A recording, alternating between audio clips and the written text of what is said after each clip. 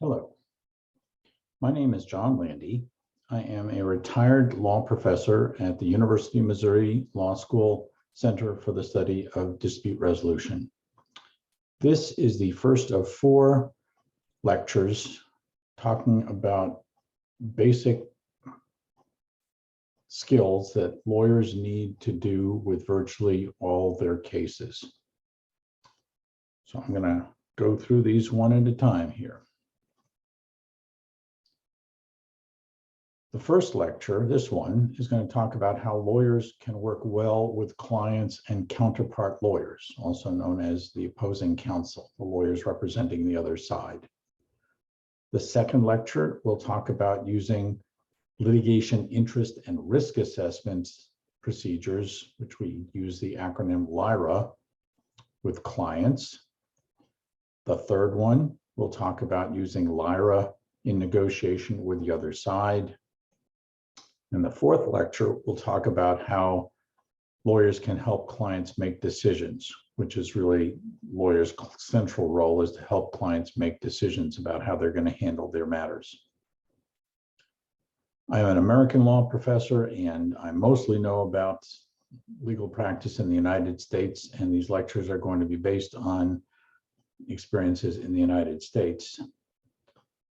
Now, some of the things I will talk about are relevant to lawyers all around the country and all around the world, and some of them will be relevant to some countries and not others. So there are variations between countries and within countries. What I will tell you is not true about everywhere in the United States and won't be true about everywhere in any other country.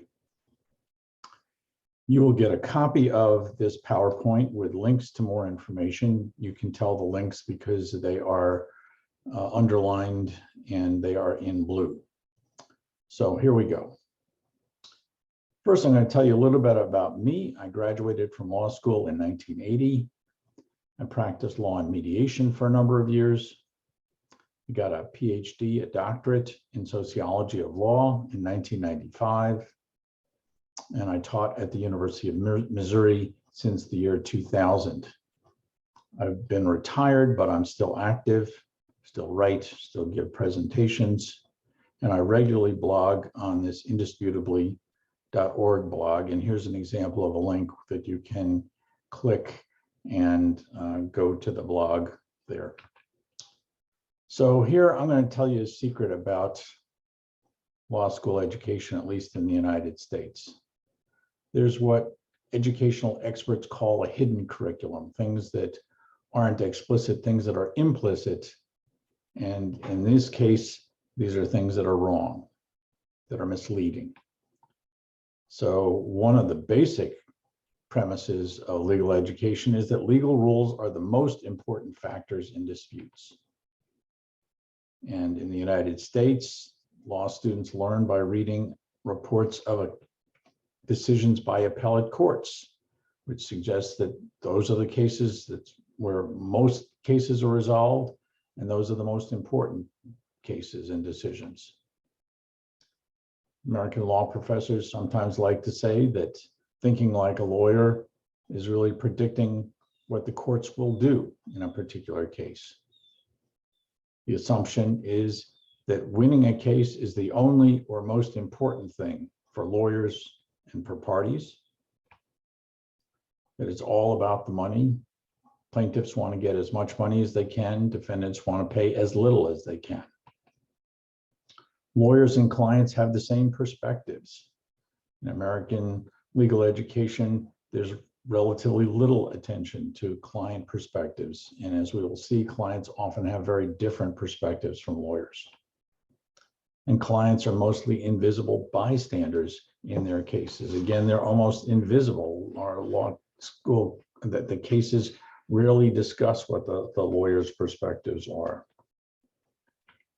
And negotiation is trivial. It's hardly worth mentioning. It's really discussed very little in American legal education. So let me tell you the truth.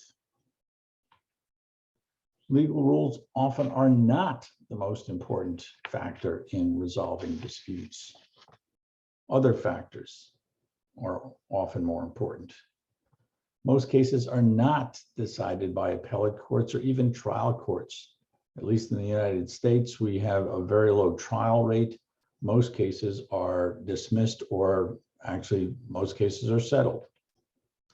Thinking like a lawyer is focusing on what the client's interests are, which may involve winning in court, but that's only a means to an end. The end is trying to achieve the client's interests.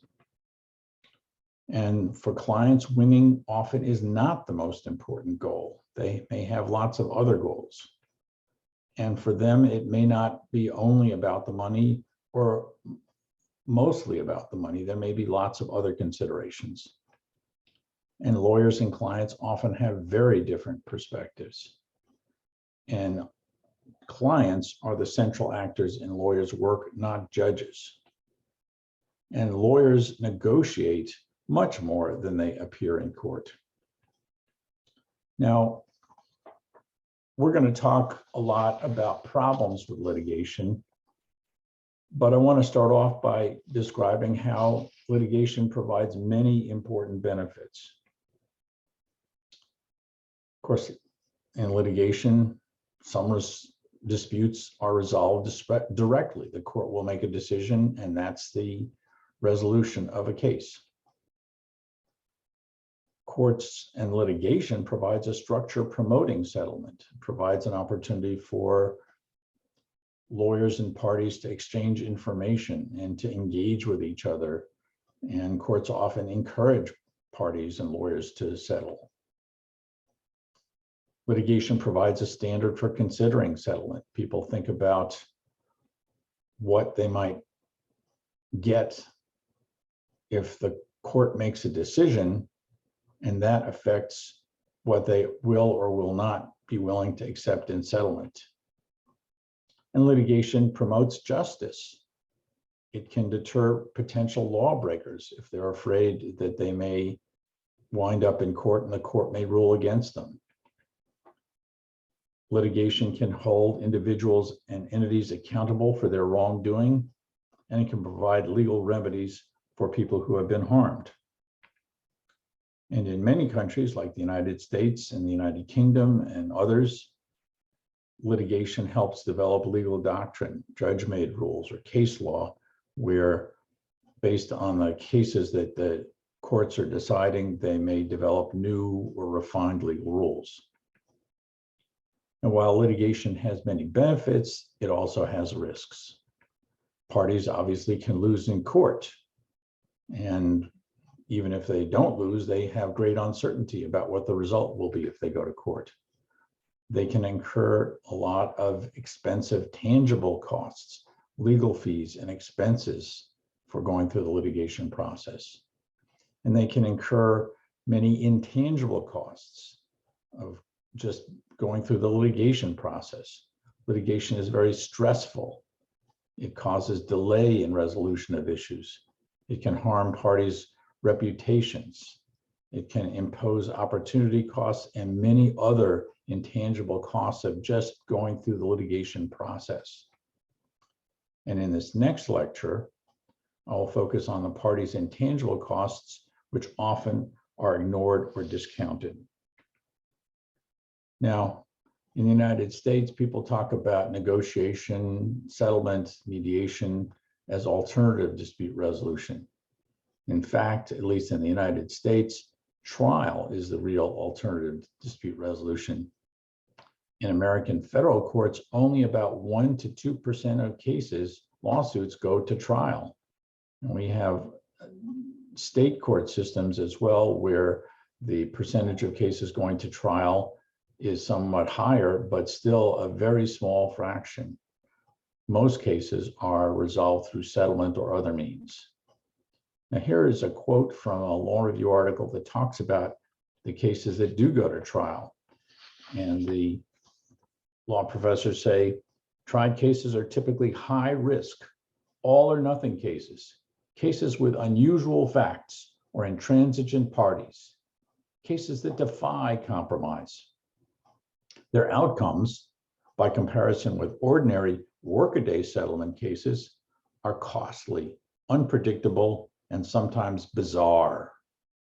Because jury trials and jury verdicts are the most visible products of litigation, these extreme and unrepresentative cases distort public perception of the administration of civil justice.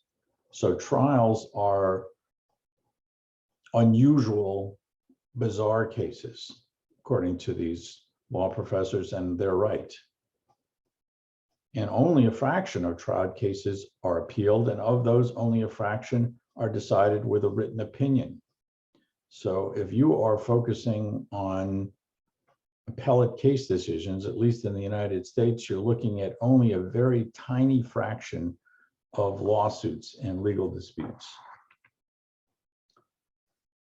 In the United States, there is a recent study that found that new lawyers are, quote, woefully unprepared to work with clients. Something that virtually every lawyer needs to do is to work with clients. The study was based on 50 focus groups with new lawyers and supervisors of new lawyers. And here are some of the quotes from the study. The number one complaint from clients of lawyers is lack of communication or poor communication and not being told what the hell is going on in their case. Somebody can know the black letter law inside and out, and then their first day on the job, they're sitting in front of somebody who's incredibly worried, incredibly anxious, and the lawyers don't know what to do because law school hasn't prepared them to work with clients. One lawyer said, sometimes we don't ask the client, well, what does victory look like? What's your goal here? And failure to understand the big picture created difficulty developing strategies to guide client matters. These new lawyers knew the rules, but they did not know how to combine the rules into a successful strategy. And that is your job as a lawyer, to develop a successful strategy to help your clients achieve their goals. Not surprisingly, given all of this, and the fact that lawyers are unprepared to work with clients, clients often are frustrated with their lawyers. Clients don't only want favorable outcomes. Plaintiffs may want extra legal goals, things courts can't provide, including admissions of fault, answers or apologies and acknowledgements of harm. Plaintiffs often want them. Prevention of recurrences, retribution for defendant conduct. And clients are often frustrated by their lawyers' lack of communication, lack of empathy and understanding, lack of respect. If you want to have good relationships with your clients, you should be paying attention to your communication with them. You should express empathy and understanding with them and respect them. This will make a huge difference in your ability to achieve your goals, their goals, and it also may help you get continued referrals. So what should you do? The first thing is to listen carefully to clients.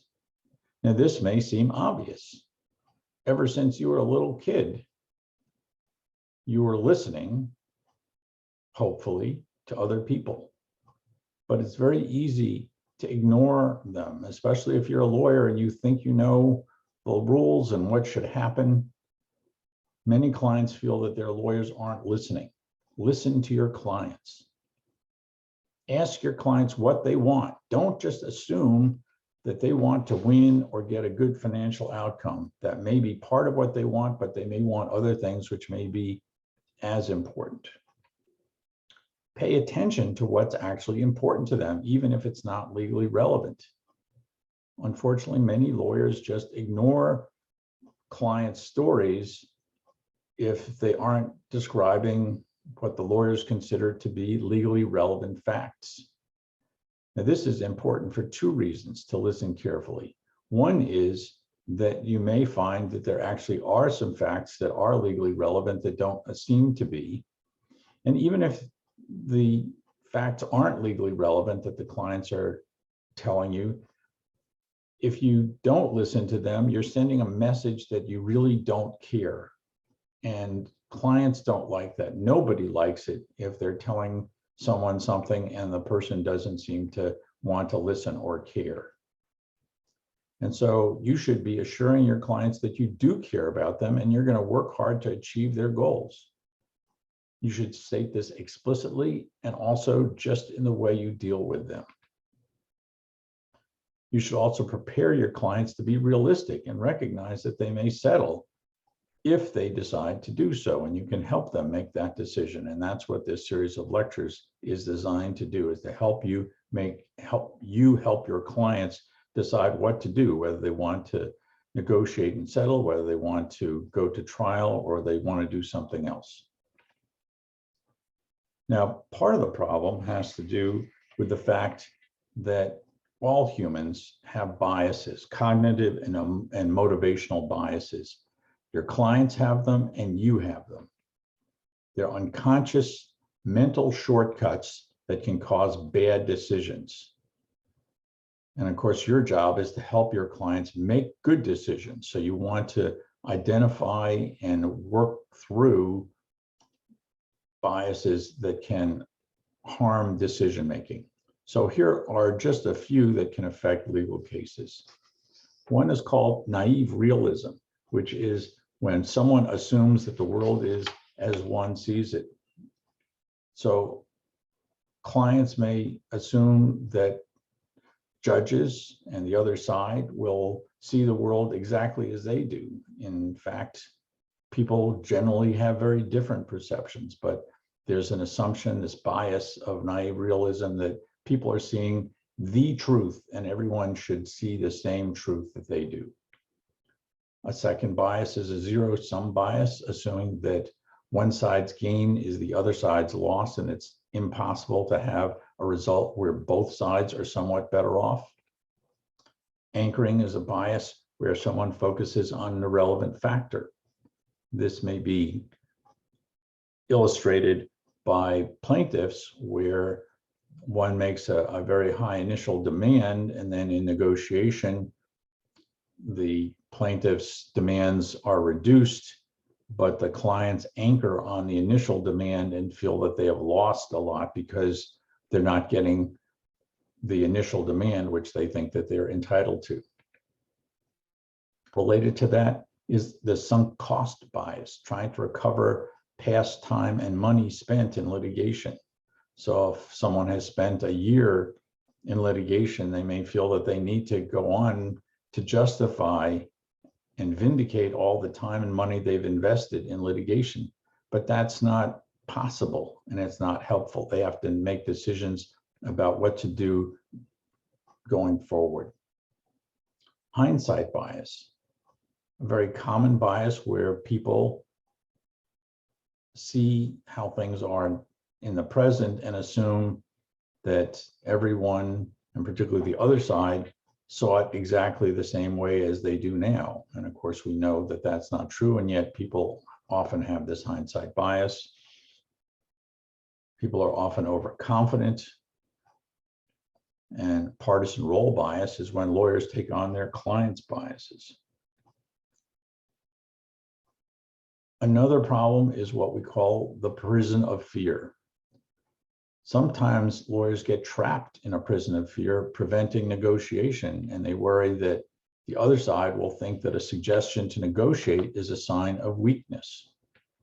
The other side will be dishonest and take advantage if you negotiate. Clients will lose confidence in you. Clients will claim malpractice, and lawyers will lose revenue if you negotiate instead of going to trial. To deal with this prison of fear, there are a number of things you can do. One of the most important things is to develop good relationships with counterpart lawyers. And I use the term counterpart lawyers instead of opposing counsel because that term is misleading. Counterpart lawyers often cooperate, at least in the United States. They cooperate on extending deadlines. They cooperate in resolving disputes about exchanging information. They cooperate in lots of decisions about scheduling issues. So it's really better to think of the lawyer on the other side of the case is your counterpart rather than your opposing counsel. Relationships between counterparts can make cases cooperative or hostile. And you certainly you should want to have as cooperative a relationship with your counterpart lawyer as possible. Both you and your counterpart lawyer should be protecting your client's interests as much as you can. And so you will take different positions, but that doesn't mean you have to be uncooperative or unprofessional or impolite or hostile. And if you do have a cooperative relationship with your counterpart lawyer, your case will go much better and your client will have a much better experience and probably a better result. If you have a hostile relationship with your counterpart lawyer, it's what some lawyers call their case from hell, where everything is a battle over silly little things.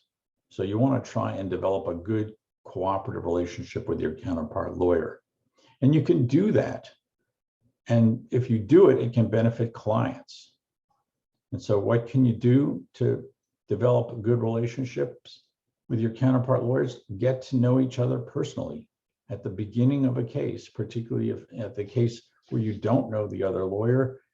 Get to know each other, get on the phone, have a Zoom call, go out to lunch after the pandemic ends, or when you feel safe to go out to lunch, and get to know each other personally. If you have a personal relationship, it's harder to act like a jerk. Initiate mutually helpful actions, things that are still in your client's interest, but are also in the other side's interest to make the case move along as efficiently and effectively as possible. And be respectful of the other lawyer in front of the clients. That can be helpful in maintaining and developing a good relationship. So what can you do? You can look for areas of agreement.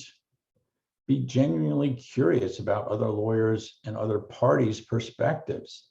This is important both because it will provide you valuable information that you can use in handling your cases, and it can also improve your relationship with your counterpart lawyer if you demonstrate that you're really curious and interested to know what their perspectives are. And then ask what would change their perspectives. If they found that if you developed some new information, some new evidence, if you found a new legal case, if some person who they respect would be affected by their decisions, whatever it might be, what would change their perspective? That's a useful thing for them to know and for you to know. And it's really important that you plan to talk when problems arise. And in litigation, it's very common that problems do arise. And problems don't need to mushroom into crises. You can manage problems. And so if someone hasn't provided you the information that you expect, you should call them and talk about it instead of immediately filing something in court to get the court to require them to provide the information. If you do that, you can de-escalate problems and make cases work more smoothly. Now, not all counterpart lawyers are going to cooperate. So what should you do if they don't cooperate and you try and develop a good relationship with them? You should first prepare your client to let them know that this may be one of those more difficult cases. You should be on guard, pay attention for things that your counterpart might do to undermine your case and make your position more difficult. You should diligently protect your client's interests, which you should always do, but you should especially do if you think that your counterpart is being uncooperative and hostile. You can use what's called a tit-for-tat strategy. And basically what this means is mirroring the opponent's actions. So if they act uncooperatively, you act uncooperatively in response. If they act cooperatively, you act cooperatively in response, but you do it only once. So if they act uncooperatively and then you act uncooperatively and then they become more reasonable then you shouldn't hold a grudge. You should respond in kind. And there's research which indicates that this can be a very effective strategy. And you can tell the other side, we can do this the easy way or the hard way. My client and I prefer the easy way. What about you and your client? Do you want to do it the easy way, or do you want to do it the hard way? If you want to do it the hard way, we can do that too. But we think it's really in everybody's interest to do it the easy way. And you can try and change the game. Here's an anecdote by a lawyer from Australia. He said, I've seen competent lawyers say, I'm guessing that we will be apart on the facts, the weight of the evidence, the interpretation of the rules, and what we think the judges might do with this. Am I right? And the other side nods and smiles. But that after a year or two of negotiation and posturing, we'll close the gap, but still be a mile apart. And the other side nods and smiles. So I was just wondering, is there any way to consider the business goals of our clients and to try and find a satisfactory business outcome before we go the old posturing route? So what this is about, what this illustrates, is negotiation about negotiation, talking about the process and seeing if you can get the other side to be more cooperative. Finally, I want to mention about the American Bar Association, which law students in any country can join for free. And here's a link where you can join the American Bar Association Law Student Division, which, as I say, is not limited to students in the United States. And not only when you join the ABA as a whole, you can join several ABA sections for free. You can get publications and resources at a discount. You can get valuable networking opportunities. And I particularly recommend this section of dispute resolution, which I've been involved with for many, many years, which is excellent. And finally, I want to show you these resources. There's an excellent article summarizing research about what clients want from their lawyers by Clark Cunningham.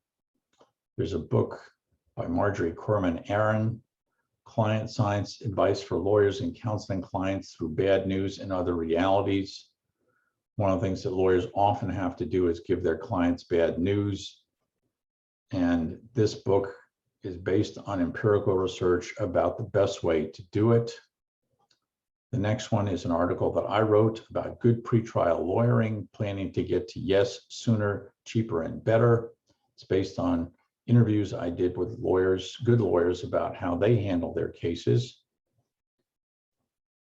The next one is another article by that I wrote summarizing my advice primarily for law students, but also for lawyers.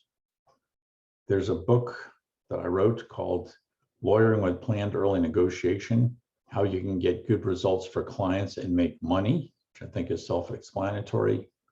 The Indisputably blog, where I write posts about lots of things related to dispute resolution. There are other law professors who write posts. And then finally, my email, and feel free to get in touch with me afterwards. So that's the end of this lecture. I hope you found it valuable.